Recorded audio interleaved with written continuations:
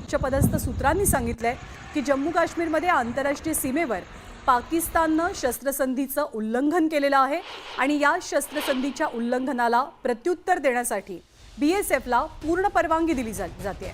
श्रीनगरमध्ये स्फोटांचे आवाज आले। शस्त्रसंधीचं नेमकं काय झालं? ओमर अब्दुल्ला यांनी ट्विट करत पाकिस्तानला सवाल विचारलाय। अगदी 2 ते 3 तासांपूर्वी सर्वजण सुटकेचा निश्वास सोडत होते, कारण जे बॉर्डर लाईन स्टेट्स आहेत, सीमावर्ती भागामध्ये जे लोक राहतात ती लोक कित्येक रात्री झोपलेले नाहीयेत। ओमर अब्दुल्ला यांनी सुद्धा काल ट्विट केलं होतं की कशा पद्धतीने स्फोटाचे आवाज येतात आणि आता काही वेळापूर्वीचं त्यांचं पुन्हा एक ट्विट 8:53 त्यांनी हे ट्विट केलंय की नेमकं काय घडतंय, सीज फायरचं काय झालं। एक्सप्लोजन्स म्हणजे स्फोटांचे मोठे आवाज येतात संपूर्ण श्रीनगर परिसरात। त्यामुळे पाकिस्ताननं आंतरराष्ट्रीय समुदायाचं किंवा आंतरराष्ट्रीय पातळीवरती जी चर्चा झालेली आहे त्याचं उल्लंघन केलंय किंवा ती बाब त्यांनी ऐकलेली नाही, हे आता स्पष्ट होत आहे। ओमर अब्दुल्लांचं हे ट्विट पुरेसं बोलकं आहे, सध्याची काय परिस्थिती आहे ते सांगणारं आहे। खरं तर सगळ्यात जास्त त्रास कुणाला सहन करावा लागतो, सगळ्यात जास्त हानी कोणत्या भागाची होते तर ती अर्थातच बॉर्डर स्टेटची होते, म्हणजे जे सीमावर्ती भागात राहणारे लोक असतात, LOCच्या जवळ राहणारे लोक असतात त्यांचीच होते।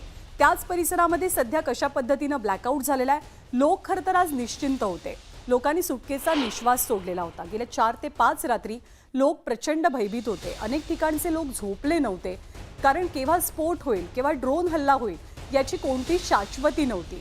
पण आज जेव्हा आंतरराष्ट्रीय समुदायानं भारताकडनं पाकिस्तानकडनं हे घोषित करण्यात आलं की शस्त्रसंधी झाली आहे, दोनही बाजूंनी चर्चा करण्यात आली आणि त्या 12 मेला म्हणजे 2च दिवसांनी दोनही देशांचे उच्चस्तरीय अधिकारी भेटणार आहेत, चर्चा करणार आहेत। ही सगळी परिस्थिती कुठेतरी निवळतीये, शांत होतीये असं वाटत असताना पाकिस्ताननं पुन्हा एकदा ड्रोन हल्ले केलेले आहेत। याचे 2 पुरावे, एकतर ही दृश्य आपण पाहतोय उधमपूरची, उधमपूरमध्ये पाकिस्ताननं एकापाठोपाठ एक ड्रोन सोडलेत, जसे ड्रोन गेले 3 ते 4 दिवस भारताच्या हद्दीमध्ये येतात।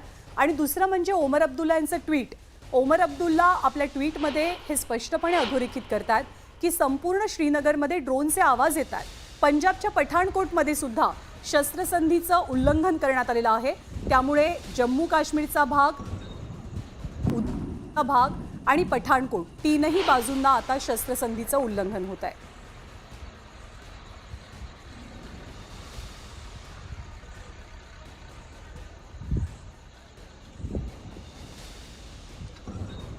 तर पाकिस्ताननं शस्त्रसंधीचं उल्लंघन केलेलं आहे, पण BSFला आणि सुरक्षा दलांना पूर्णपणे मोकळीक देण्यात आली आहे, पूर्णपणे अप्पर हँड देण्यात आलेला आहे की पाकिस्तानच्या आगळीकीला चोख आणि सडेतोड उत्तर द्या।